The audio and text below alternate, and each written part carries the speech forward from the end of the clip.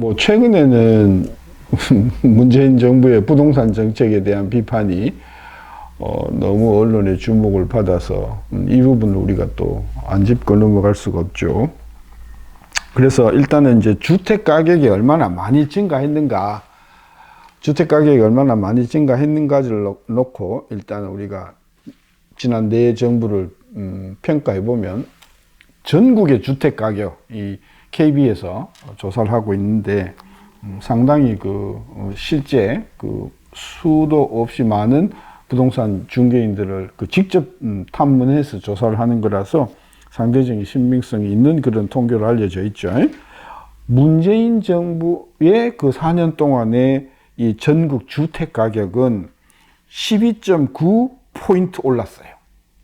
이게 지수기 때문에 퍼센트가 아니라 기준 시점을 100으로 놓고, 그죠? 이 지수가 얼마나 늘었는가 하는 것을 이제 보여주는데, 문재인 정부 4년 동안에 12.9가 올랐어요.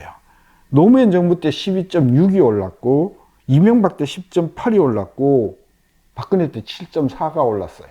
그러니까 전체 주택 가격을 놓고 보면은 문재인 정부는 노무현 정부랑 뭐 큰 차이가 없어요. 노무현 정부 12.6, 문재인 정부 12.9니까 4년 동안 오른 속도로 보면 거의 비슷하고, 이명박 박근혜 정부 때보다는 확실히 많이 올랐죠. 그죠? 전체를 보면 그래요. 그런데 이게 어디에서 문제가 났냐 하면은 아파트에서 났어요. 전국 아파트 가격을 제가 보니까 전국 아파트가 노무현 때 18.6 지수가 올랐어요. 4년 동안에. 박근혜 때가 5.7, 이명박 때 5.4니까 박근혜, 이명박 때는 4년 동안에 5.4밖에 안 올랐어요. 그러니까 거의 1년에 1%밖에 안 올랐다는 이야기죠. 근데 문재인 정부 들어와 가지고 전국 아파트 가격 지수가 4년 동안에 26.2가 올랐단 말이죠. 노무현 때 18.6이 올란 것에 비해서도 문재인 정부 때 전국 아파트 가격은 굉장히 많이 올랐죠. 한 30%가 더 올랐잖아요. 노무현 때 오른 것보다도 30% 더 많이 올랐다는 것이죠. 문제 더 심각한 것은요, 전국 아파트가 아니라 서울 아파트예요. 서울 아파트 가격을 보면 노무현 정부 때 4년 동안에 24.2가 올랐는데, 이명박 때는 2.4, 박근혜 때 7.1 올랐거든요. 문재인 때는 32.6이 올랐어요. 그리고 이 32.6이 올랐는 것도 보면 거의 2019년, 2020년에 몰려 있어요. 무슨 이야기냐? 문재인 정부 때 아파트 엄청나게 공급을 했거든요, 사실.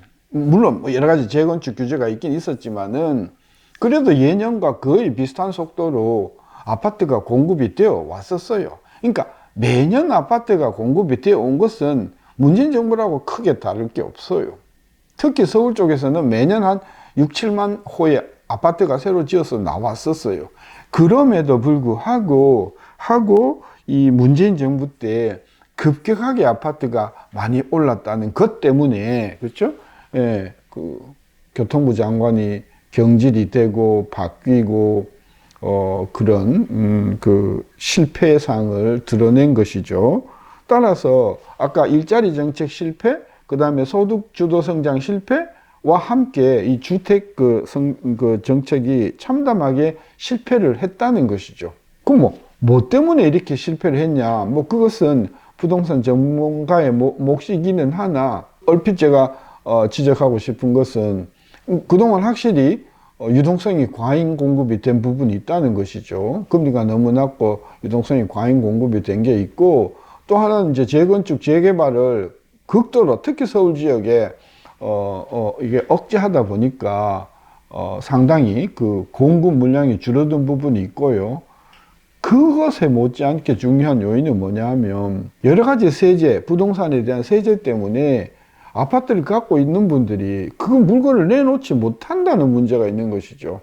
양도소득세라는 걸 물어야 되잖아요. 양도소득세를 물다 보니까 이게 너무 징벌적으로 높다 보니까 집을 팔지를 못하는 것이죠. 그러니까 매물이 나오질 않으니까 사실상 그 공급 부족으로 인해서 가격이 급격하게 오르는 이런 부분이 있어요. 따라서 우리가 부동산을 잡으려고 하면 저는 다양한 어떤 다각적인 어떤 시도가 있어야 되는데, 장기적으로 공급을 많이 늘려야 되겠고, 규제를 좀 풀어줘야 되겠고, 그 다음에 금리도 현실성 있게 조금 올려줘야 되겠고, 그와 못지않게 저는 부동산에 관련된 징벌적인 그런 세제가 개편이 되지 않으면 저는 이 부동산 시장의 왜곡은 상당히 오랜 기간 동안 저는 지속이 될 것이다. 그런 관점에서 25번의 대책이 나옴에도 불구하고 잡히지 않는다라고 하는 것은 그동안의 대책이 근본을 못 건드리고 있다는 것을 잘 말씀하는 거라고 봐서 문재인 정부의 이 주택 정책도 심각한 저는 실패였었다. 이런 우리가 판단을 내리는 것이죠.